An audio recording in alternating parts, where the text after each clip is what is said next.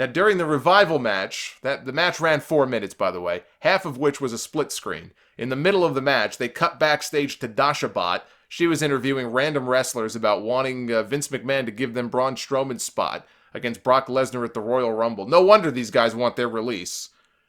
She interviewed Apollo Crews. She interviewed Kurt Hawkins.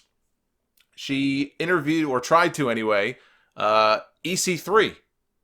Randomly appeared and said nothing. He stared at Dasha Bot, and he walked away.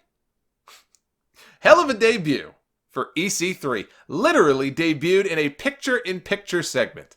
I almost had to get my monocle and stare very hard to see EC3 on my screen. That was so much better than just waiting 2 weeks and debuting him as a surprise entrant in the Royal Rumble match. He also showed up on SmackDown, only this time Samoa Joe was walking by, and we saw EC3 looking at himself in a mirror. Again, didn't say anything, didn't do anything. He was just in the background.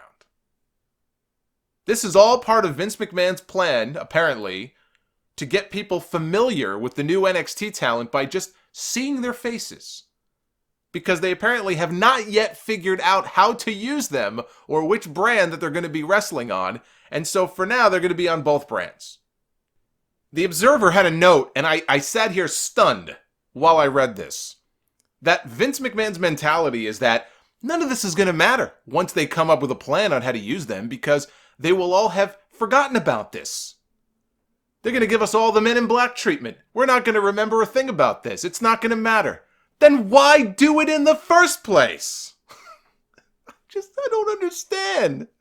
I just don't. I don't get it. Another example of shoot first, ask questions later.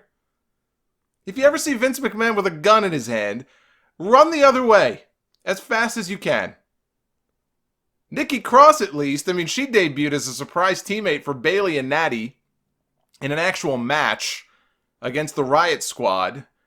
She also got engaged this week, by the way, to Killian Dane. 10 years together, apparently. They've been in a relationship, so congrats to the happy couple. I saw the picture she posted 10 years ago of the two of them together. She looks the same. He looks completely different. I thought she was posting a picture of her and her brother or something, and apparently that was Killian Dane, so anyway, congrats to them. Lacey Evans, another one of the NXT Callups. She was another one, just randomly in the background talking to people. Heavy Machinery.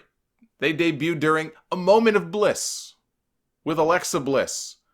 Otis wandered out like a lost animal to interrupt her interview with Paul Heyman. Tucker Knight came out to help escort his partner to the back. Look, I love Otis. If you've been listening to my NXT reviews now the last several months, you know this. I'm a big fan of Otis. And if they're going to do comedy stuff with him, he'll knock it out of the park. He's very entertaining. But I hope the plan is not just to use him as this grunting goofball.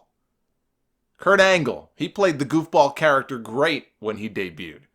But there was a serious side to him as well. And I hope we get to see some of that with Otis and with Heavy Machinery. One man who did not debut this week, or was even mentioned, although he was originally mentioned as part of the group of call-ups, was Lars Sullivan. He once again was not at television this week after suffering what is believed to have been an anxiety attack before Raw last week and the start of what would have been this big program going into WrestleMania against John Cena. That is now up in the air. There is still no further update on where things stand with Sullivan. Again, he was not mentioned. He did not appear. There's been no news since he went home. What he needs to do, if he's dealing with mental health issues and anxiety attacks, he's got to get his head clear. He's got to make sure that he's okay. That's the most important thing. If he is, and everything's cool, and he can tell them that everything's cool, it's not a big deal because they can just debut him in the Royal Rumble as a surprise next week. And he can eliminate John Cena. He can lay waste to John Cena. But if not, if this is still very much up in the air, if they haven't heard from him, or there's still some question about whether or not his head is in the game or not, they need to move on. Again, I'm sympathetic to anybody who's got mental health issues, but if I'm Vince McMahon, I have a business to run, I'm not waiting much longer to cut, before I cut bait and I move on to plan B for John Cena at WrestleMania. This is your biggest show of the year. John Cena is one of your biggest names and will be in one of your biggest matches. He'll at least be third or fourth down from the top on WrestleMania.